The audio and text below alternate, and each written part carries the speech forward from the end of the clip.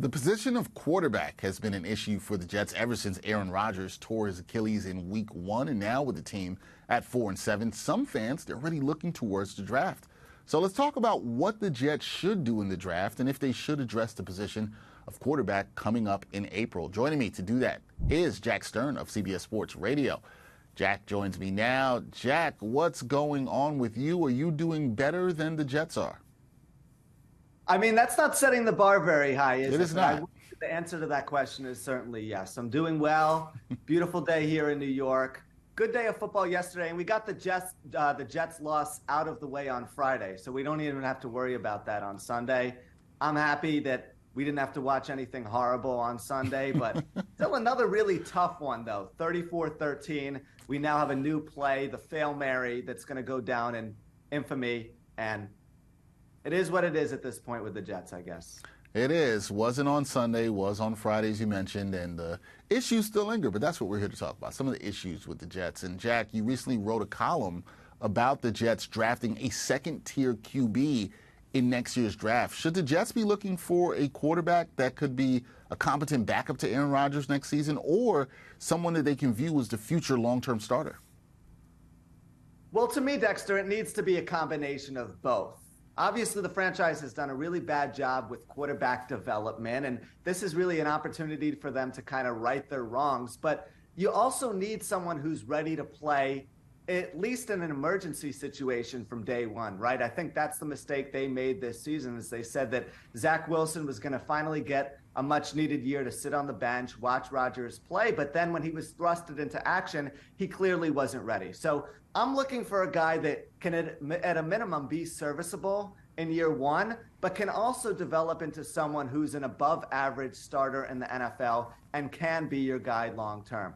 The reason why you would potentially look into the second round, the third round, or maybe even later is because if you get someone and you don't like him, you can easily get rid of him and potentially look for another alternative in the first round, either next season or at some point down the line, which is why I really like some of the secondary options. Okay, like some of the secondary options and looking there. And here's the thing when we talk about the Jets, right? They haven't had a true franchise quarterback since Joe Namath.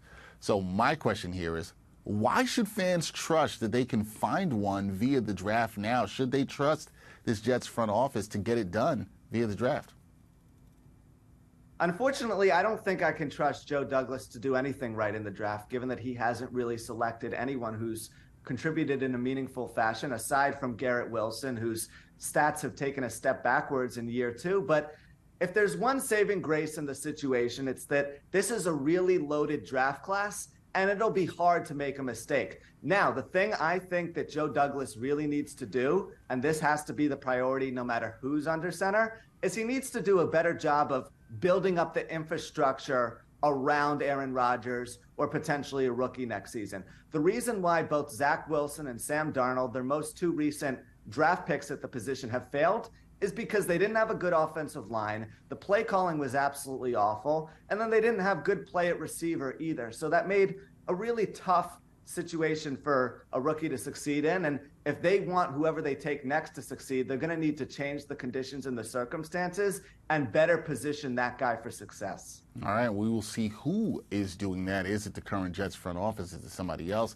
That remains to be seen. All right, I got to ask you this, because you said your thoughts on what you think the Jets should do in this upcoming draft in April in terms of getting a second-tier QB. But who are some players, some QBs in this upcoming draft that you believe the Jets could eye as that second-tier quarterback? Well, the guy that I've really fallen head over heels in love with so far has been Bo Nix from Oregon. The reason why Nix represents such a desirable option for the Jets is because he doesn't contain a lot of the red flags that Zach Wilson had, right? He's a 5-year starter between Auburn and now Oregon, 59 starts total. Really good touchdown to interception ratio this season, 37-2, protects the football, really smart decision maker. Obviously, he has that body of work under his belt, and I think he would be someone that the Jets could really plug and play, potentially from day one if they so desired. Now, when you look beyond Nix, I think there's a couple of nice secondary options as well, and I'm talking about Michael Penix Jr., Jaden Daniels, Quinn Ewers comes to mind, but to me, Nix is going to be the apple of my eye. Also because he's a proven winner. He's competing for another Pac-12 championship on Friday where he'll be facing off against Penix. And I like someone who can kind of flush out that losing culture in the locker room because that's part of the problem as well.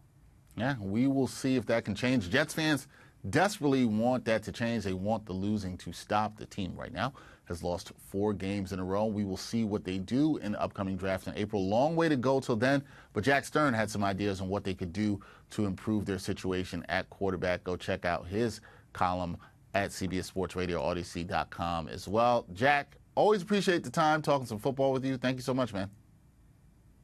My pleasure, Dexter. Thanks for having me.